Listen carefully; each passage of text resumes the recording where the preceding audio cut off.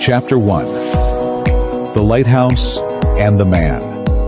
At the edge of the stormy Atlantic stood Black Rock Lighthouse, a tall, white stone tower that had guided ships safely home for over 100 years. For the past 30 years, it had been tended by an old man named Elias Thorne. He was 72 years old, with a weathered face, a white beard, and eyes as blue as the sea he loved. Elias lived alone in a small cottage attached to the lighthouse. His days were simple and routine. He woke at dawn, lit the great lamp at the top of the tower, cleaned the lenses, checked the fuel supply, and made sure everything was in perfect working order. At dusk, he trimmed the wick, polished the glass, and watched as the light began to spin, sending its powerful beam out across the dark water. He had no family left. His wife, Clara, had died 20 years earlier, and their only child, a son named Thomas, had left the coast to become a sailor, never to return. The lighthouse and the sea were all he had now. He spoke to the gulls, the waves, and the wind. He knew every rock, every current, and every storm that ever came. Chapter 2. The Storm 1. Autumn evening, the sky turned black, and the wind began to howl. A terrible storm was coming. Elias checked the lighthouse lamp one last time, making sure it was full of oil and burning bright. He secured the cottage windows, tied down his small boat, and waited. The storm hit at midnight. Waves crashed against the rocks, sending spray high into the air. The wind shook the lighthouse like a giant's hand. Rain poured down in sheets. Elias sat by the fire, listening to the roar of the storm. He knew that many ships would be out there, struggling in the dark. Suddenly, he heard a sound above the wind, a ship's bell, ringing in distress. He rushed to the window and peered into the blackness. Far out at sea, he could see a faint light bobbing up and down. A ship was in trouble. Elias grabbed his coat and ran outside. The wind almost knocked him off his feet. He climbed the spiral stairs to the top of the lighthouse, his heart pounding. The great lamp was spinning, but the storm was so thick that its beam could barely cut through the rain. He knew what he had to do. He took a small, powerful lantern from the shelf and lit it. Then he opened the lighthouse door and stepped out onto the narrow balcony, holding the lantern high above his head. The wind threatened to tear it from his hands, but he held to the bone. The ship's bell grew closer to the bone. The ship's bell grew closer. Finally, through the rain, he saw it. A large fishing boat, its sails torn, its hull battered. It was heading straight for the rocks. Chapter 3. The Rescue. "Turn! Turn!" Elias screamed, waving the lantern. The ship's captain saw the light. He turned the wheel hard, and the boat veered away from the rocks, just in time. It sailed past the lighthouse, into the safety of the cove. Elias collapsed onto the balcony, exhausted. He had saved them. When the storm died down at dawn, he went down to the cove. The fishing boat was anchored there, its crew huddled on the deck. There were 8 men, all soaked and shivering. "Thank you, old man," the captain said, shaking Elias's hand. "We would have crashed on the rocks if it weren't for your light." Elias helped them carry their supplies to the cottage. He built a fire, gave them dry clothes, and made them hot soup. They told him their ship had been caught in the storm and had lost its way. "You're a hero," one of the sailors said. Elias smiled. "I'm just a lighthouse keeper," he said. "It's my job."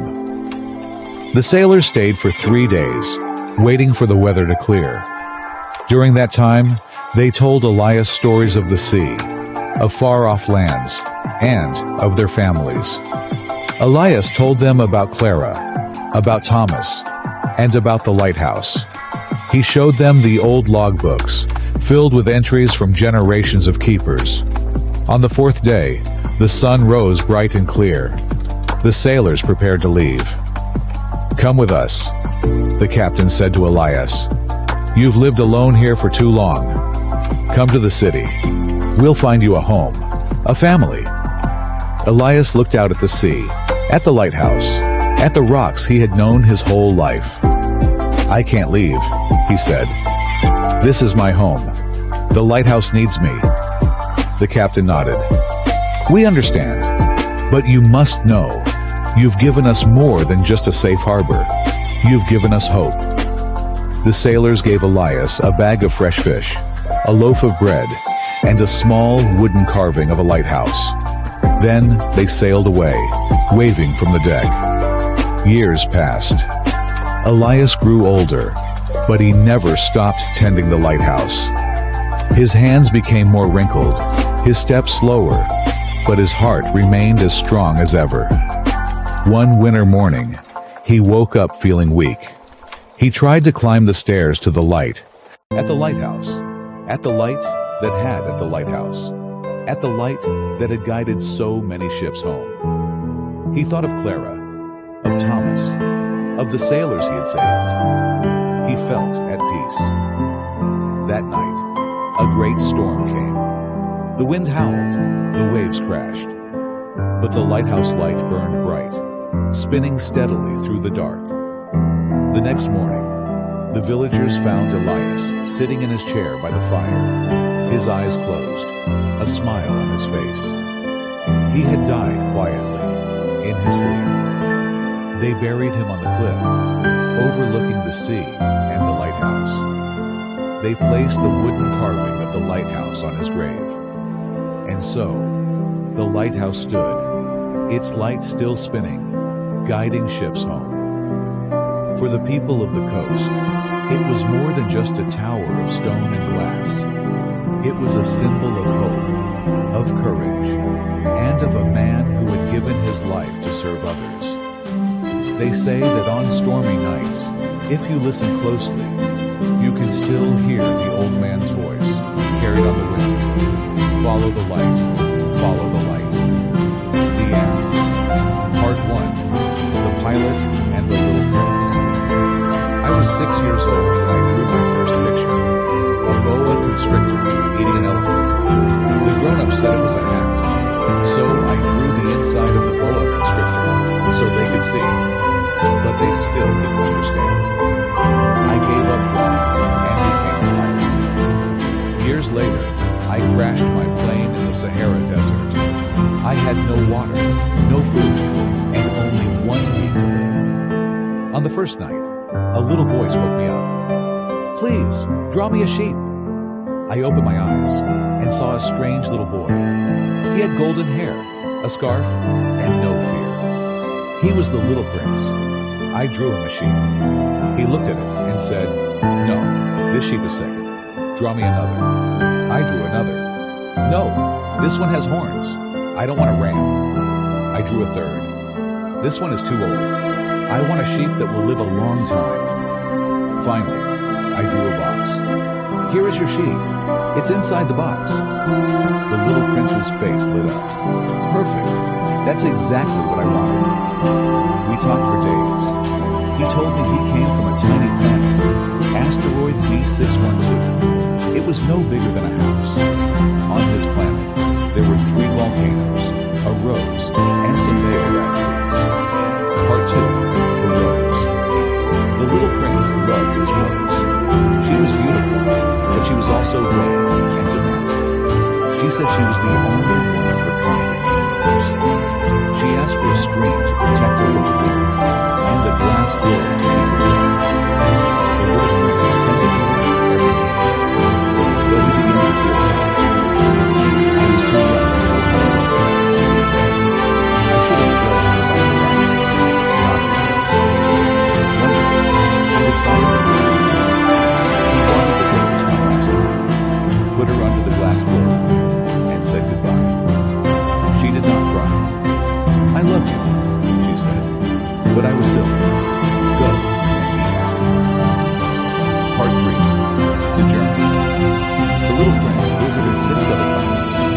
Each one land was inhabited by a grown-up, a king who thought he ruled the universe, a conceited man who wanted everyone to admire him, a tippler who drank to forget that he was ashamed of drinking, a businessman who counted stars, thinking he owned them, a lamplighter who lit and extinguished his lamp every night, a geographer who wrote books but never left his desk.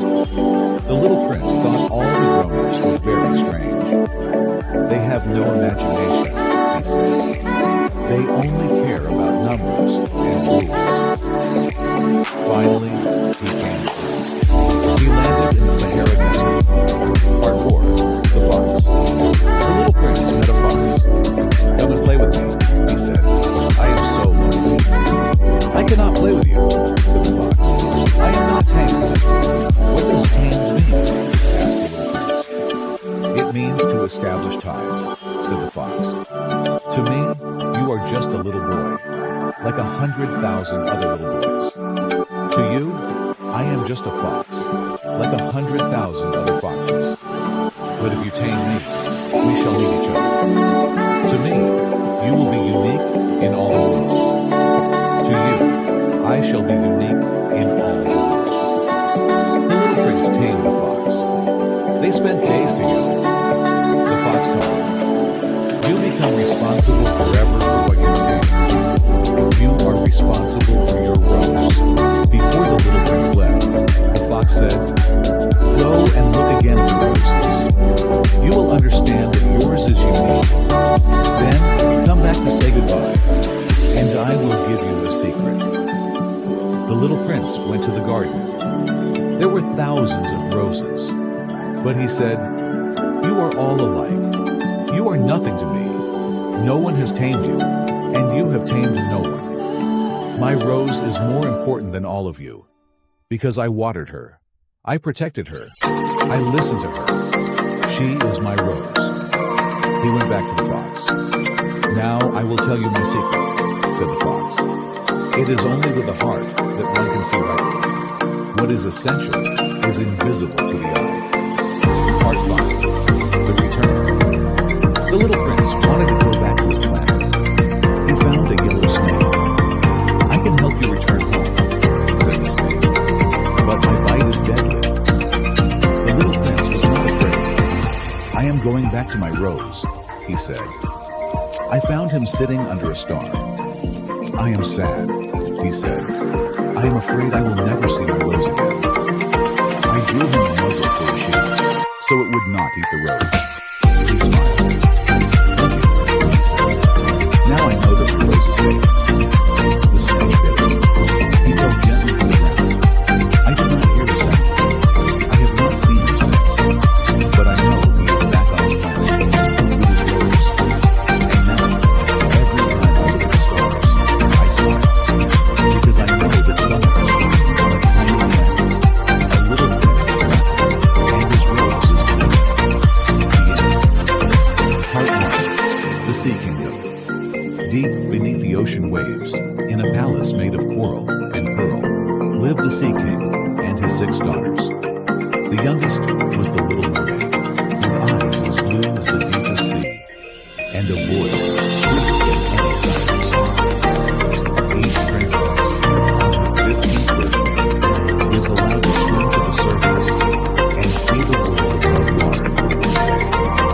The 5 elder sisters had all done this, and they told the Little Mermaid wonderful stories of ships with white sails,